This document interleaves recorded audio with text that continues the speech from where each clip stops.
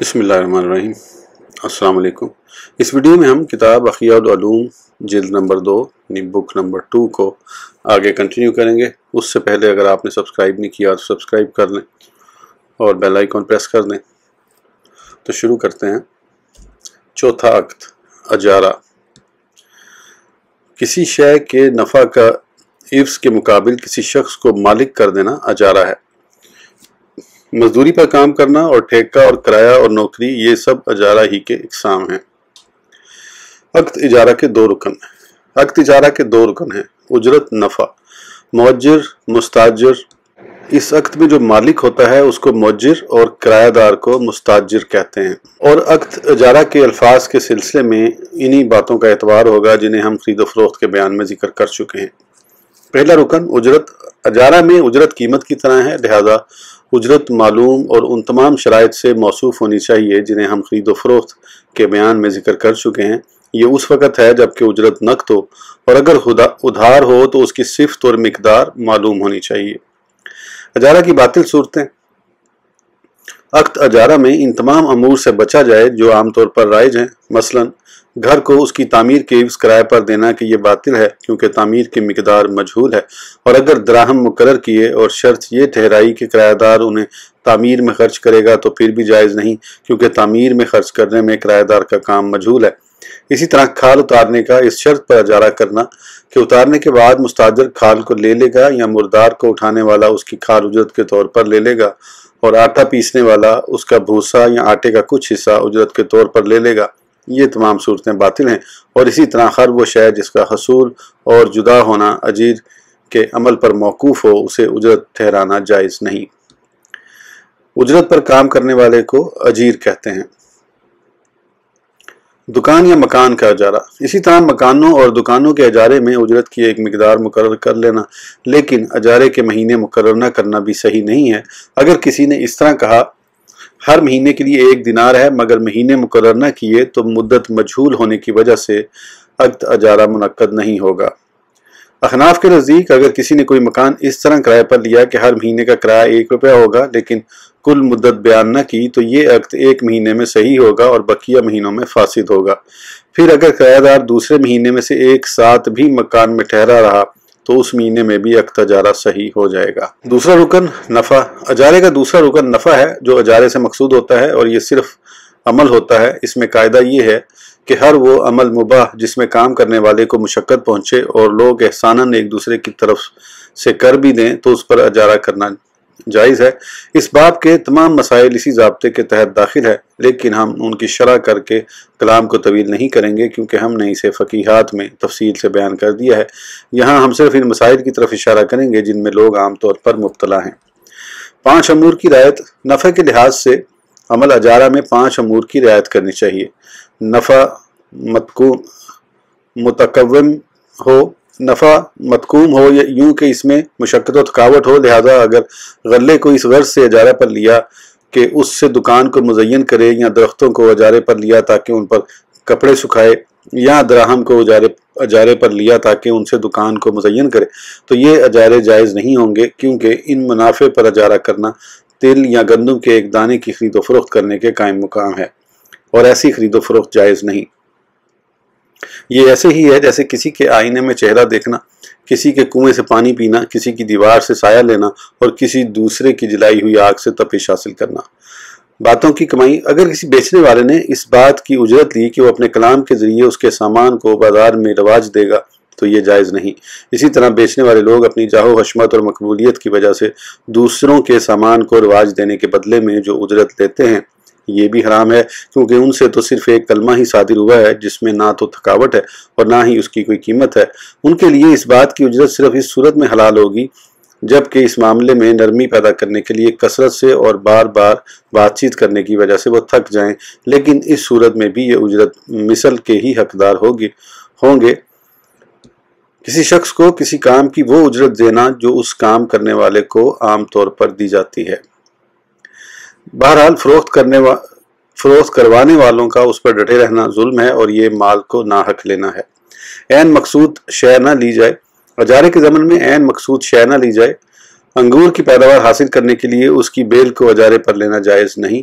مویشیوں کو ان کا دودھ حاصل کرنے کے لیے کرائے پر لینا اور باغوں کا ان کے پھلوں کے حصول کے لیے اجارہ کرنا بھی جائز نہیں۔ دودھ پلانے والی عورت سے اجارہ کرنا جائز ہے اور دودھ اس کے تابع قرار دیا جائے گا کیونکہ اسے الگ کرنا ممکن نہیں۔ اسی طرح کاتب کے لیے سیاہی اور درزی کے لیے دھاگے کے سلسلے میں بھی چشم پوشی کی جائے گی کیونکہ یہ دونوں اشیاء اپنی حالتوں پر مقصود نہیں ہوتی۔ عمل قابل سپردگی ہو، وہ عمل حسی و شرعی طور پر سپردگی کے قابل ہونا چاہیے۔ کسی بوڑھے شخص سے ایسے کام پر اجارہ کرنا جو اس کی طاقت سے باہر ہے جائز نہیں۔ گونگے سے تعلیم دینے کی شرط پر اجارہ کرنا بھی جائز نہیں۔ جو فعل حرام ہے وہ شرعی اعتبار سے سپردگی کے قابل نہیں ہے، مثلا صحیح سلامت دانت کے اکھاڑنے پر اجارہ کرنا یا کسی ایسے عضو کے کاٹنے پر اجارہ کرنا جسے کاٹنے کی شریعت رخصت نہیں دیتی، یا حائضہ عورت سے مسجد کی صفائی پر اجارہ کرنا، یا معلم سے جادو اور فحش کلامی سکھانے پر اجارہ کرنا، یا کسی دوسرے کی بیوی سے اس کے شوہر کی اجازت کے بغیر دودھ پلانے پر اجارہ کرنا، یا تصویر ساز سے حیوانات کی تصاویر بنانے پر اجارہ کرنا، یا کسی برتن بنانے والے سے سونے اور چاندی کے برتن بنانے پر اجارہ کرنا، یہ تمام اجارے باطل ہیں۔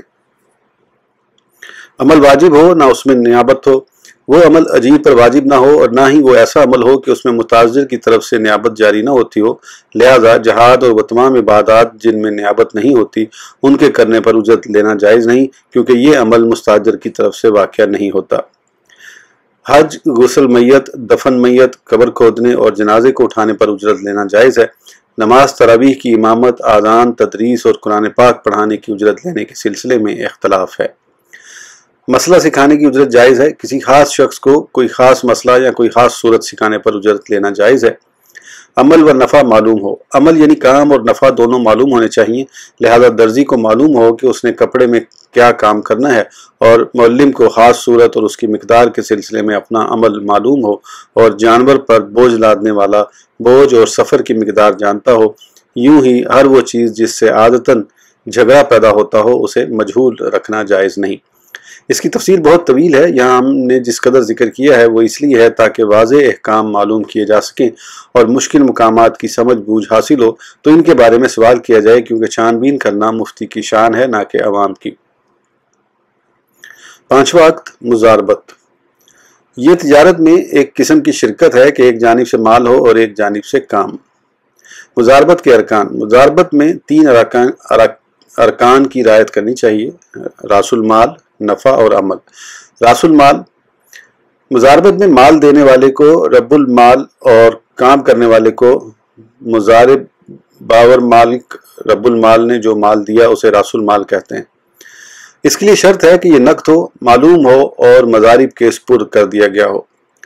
مسئلہ: سونے چاندی کے علاوہ دیگر دھاتوں کے رائج سکوں اور عروض، ساز و سامان مثلا گندم، کپڑا وغیرہ پر مزاربت جائز نہیں کیونکہ ان میں تجارت کرنا مشکل ہے۔ درہموں کی ایک تھیلی جس میں دراہم کی تعداد معلوم نہ ہو اس پر بھی مزاربت کرنا جائز نہیں کیونکہ اس میں نفع کی مقدار واضح نہیں۔ اگر رب المال یعنی مالک نے اپنا قبضہ شرط ٹھہرا لیا تو مزاربت جائز نہیں کیونکہ اس میں تجارت کا راستہ تنگ کرنا ہے۔ نفع جزیت، فیصد یعنی پرسنٹ کے لحاظ سے معلوم ہو، اس طرح کے 1/3 یا نصف یا جو چاہیں حصہ مقرر کر لیں، اور اگر اس طرح کہا کہ مجھ پر نفع میں سے تمہیں 100 درہم دینا لازم ہے اور باقی میرے ہوں گے تو مزاربت جائز نہیں کیونکہ بسا اوقات 100 درہم سے زیادہ نفع ہوتا ہی نہیں، لہذا اسے کسی معین مقدار کے ساتھ مقرر کر لینا جائز نہیں بلکہ مقدار شائع کے ساتھ حصہ مقرر کیا جائے۔ نمبر 3، عمل۔ مزاربت کا تیسرا رکن عمل ہے جو مزارب پر لازم ہوتا ہے۔ اس کے لیے شرط یہ ہے کہ جگہ یا وقت معین کر کے مزارب پر تجارت کا راستہ تنگ نہ کیا گیا ہو۔ مزاربت کی ناجائز صورتیں۔ مسئلہ: اگر یہ شرط ٹھہرائی کہ وہ اس مال سے کوئی چھپایا خریدے تاکہ اس کی نسل حاصل ہو اور پھر اسے دونوں باہم تقسیم کر لیں گے، یا اس مال سے گندم خرید کر روٹیاں پکائے پھر اس سے حاصل ہونے والا نفع دونوں آپس میں بانٹ لیں گے تو یہ مزاربت صحیح نہیں کیونکہ مزاربت میں تجارت کی اجازت ہوتی ہے اور تجارت صرف خرید و فروخت اور ان سے متعلق ضروری چیزوں کا نام ہے، جبکہ روٹی پکانا اور مویشی چلانا تجارت سے ہٹ کر ہے۔ احناف کے نزدیک مزاربت کبھی مطلق ہوتی ہے جس میں زمان و مکان اور قسم تجارت کی تعین نہیں ہوتی، اور کبھی مزاربت مقید بھی ہوتی ہے۔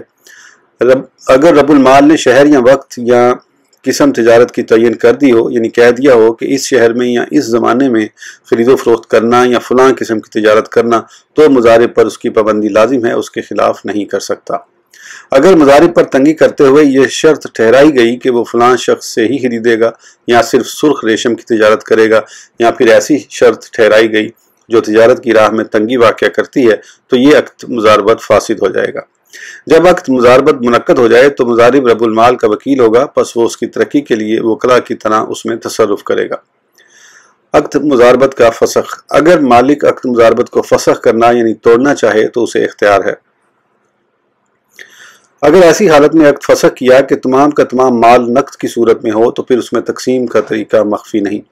اگر مال سامان کی صورت میں ہو اور اس میں نفع نہ ہوا ہو تو پھر تمام کا تمام مال مالک کو لوٹا دیا جائے گا، اور مالک کو اس بات کا اختیار حاصل نہیں ہے کہ وہ مضارب کو اس بات کا مکلف بنائے کہ وہ دوبارہ اس کو نقد کی صورت میں تبدیل کر کے دے، کیونکہ عقد فسخ ہو گیا ہے اور اس نے اپنے ذمے کوئی شے لازم نہیں کی۔ اگر مضارب نے رب المال سے کہا کہ میں اسے بیچتا ہوں لیکن اس نے انکار کیا تو اس صورت میں رب المال کی رائے ہی معتبر ہوگی، البتہ اگر مضارب کوئی ایسا خریدار پائے جس کے سبب راس المال پر نفع ہونا ظاہر ہو تو مضارب کی رائے پر عمل کیا جائے گا۔ جب نفع ہو تو مضارب پر لازم ہے کہ وہ راس المال کے برابر مال راس المال کی جنس سے ہی بیچے، کسی دوسری نقدی سے نہ بیچے، تاکہ واضح ہو جائے کہ جو باقی بچا ہے وہ نفع ہے، تو اس میں دونوں شریک ہو جائیں اور ان پر راس المال سے باقی بچے ہوئے مال کی بیع کرنا لازم نہیں۔ جب سال کا آخر آ جائے تو عقد مضاربت کرنے والوں پر مال کی قیمت کا جاننا ضروری ہے تاکہ وہ اس کی زکوٰۃ ادا کر سکیں۔ اگر کچھ نفع حاصل ہوا ہو تو قیاس کے زیادہ قریب یہی ہے کہ مضارب کے حصے کی زکوٰۃ مضارب پر فرض ہوگی، کیونکہ نفع کے ظاہر ہونے کی وجہ سے وہ اپنے حصے کا مالک ہو گیا ہے۔ مضارب رب المال کی اجازت کے بغیر مال مضاربت کو سفر میں نہیں لے جا سکتا ہے، پھر بھی اگر اس نے ایسا کیا تو اس کے تصرفات صحیح ہوں گے، مگر ساتھ ہی ساتھ وہ سامان اور قیمت دونوں کا ضامن ہوگا، یعنی ہلاک ہونے کی صورت میں اسے تاوان دینا پڑے گا، کیونکہ مال کو دوسری جگہ منتقل کرنے کی وجہ سے زیادتی مال منقول سے قیمت کی طرف بھی متعدی ہوگی۔ جیسا کہ پہلے بیان کیا جا چکا ہے کہ احناف کے نزدیک مضاربت کی دو قسمیں ہیں، مضاربت متعلقہ، مضاربت مقیدہ۔